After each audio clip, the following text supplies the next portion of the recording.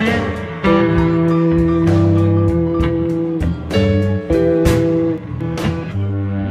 I'm Chris Hedges.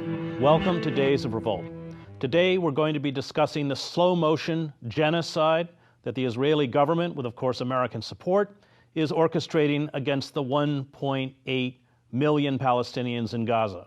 What life is like for them, how the configurations of repression and violence perpetrated by the Israeli state have changed, and what's happening in the world's largest open-air prison. Joining me in the studio is Laila el-Haddad. She has edited, along with Rafat el-Arir, Gaza Unsilenced, an anthology of writings that includes some of my own writings. She has spent much of her life in and out of Gaza. She has also authored Gaza Mom, Palestine Politics, Parenting, and Everything Between, along with Gaza Kitchen. Laila, salam alaikum. Alaikum salam. Thank you for coming. I spent many, many years in Gaza, 7 years. I was the Middle East bureau chief for the New York Times, so it's a reality that I know intimately, as you do. And I think that for many people, while they read the statistics, they don't grasp the daily struggle and even horror that is visited upon Palestinians. And we must remember that 50% of the population in Gaza is under the age of 18. I think it's 75% is under the age of 25. That's right. You've lived there with your son. And the Israelis, by creating this siege, what they set up in 2007, is that correct? Yeah, sort of an ongoing closure. Curtail all sorts of basic items, including limiting, quite consciously, the caloric intake of Palestinians. The numbers of Palestinians, especially in the refugee camps like Jabalia and Khan Yunis, that depend on Islamic charities or UN in order to eat, are staggering. As a mother with a child, what were the most difficult obstacles that you faced just in terms of sustaining your own family? It's a great question, and those obstacles are continuously changing, but it's just, I think the thing I remember the most is the sort of how mentally oppressive life can be there.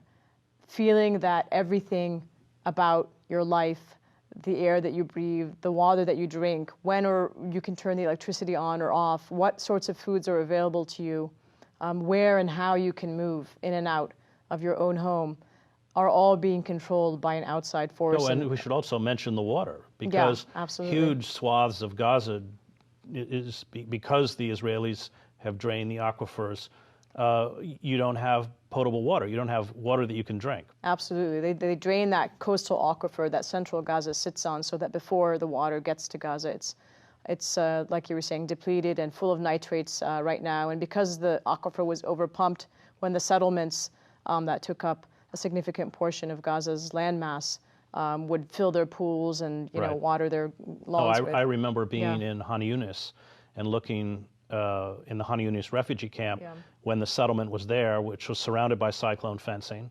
and guarded by probably Druze border guards, and there was no water to drink in the camp, and we looked through that fencing looking at the sprinkler system on the lawns, because these settlements look like suburban Californian. Absolutely.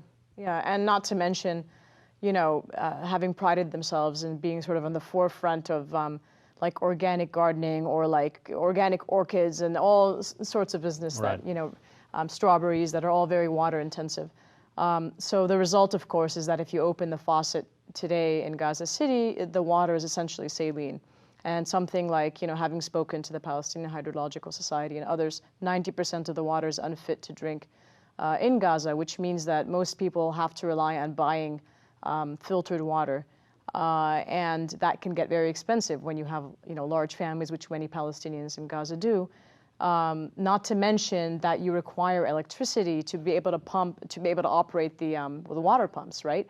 And now there's like 12 or 13 our rotating electricity shortages and cuts due to Israel having bombed the main power plant there in 2006 and it still being semi-operational and so on. So, all of this contributes to a real, like I was saying, a mental, a feeling of mental suffocation, and especially when you're trying to raise a child and knowing that there's all these, and I was mentioning earlier that your interaction now with your occupier, with your colonizer, is almost non-existent in the sense that they're invisible occupiers now, Well, right? we should go back a little bit, because when I was in Gaza, I was in the Middle East from 1988 to 1995. And there you saw members of the Israeli Defense Force at checkpoints. Of course, the settlers were still in Gaza.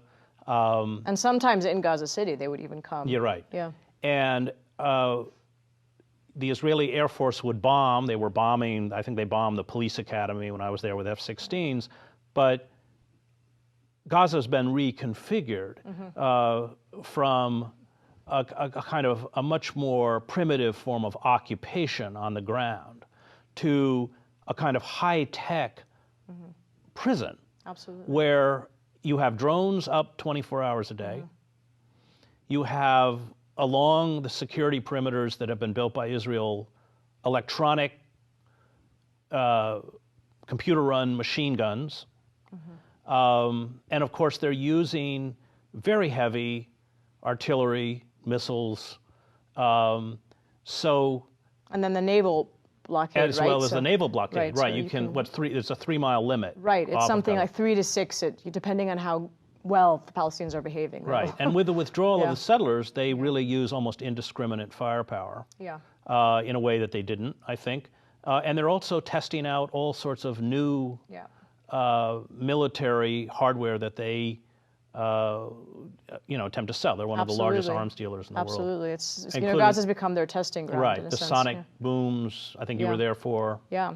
Yeah, absolutely terrifying. And the amount of firepower they use and the sorts of weapons increase year after year, where it used to be that, like in the 90s or even in the beginning of the Second Intifada, the worst that we would see was like helicopter gunship fire. That was about it, and then came the F-16s, and then came, after the Israelis were evacuated, the settlers, then came the sonic booms, which they wouldn't have dared to use before. Why don't you explain what those are? So that's low-flying F-16 jets breaking the sound barrier intentionally, so to inflict, psychological terror on the civilian population. And it was something that I believe the Israelis used as well in Lebanon in 2006, and possibly, if I'm not mistaken, before that.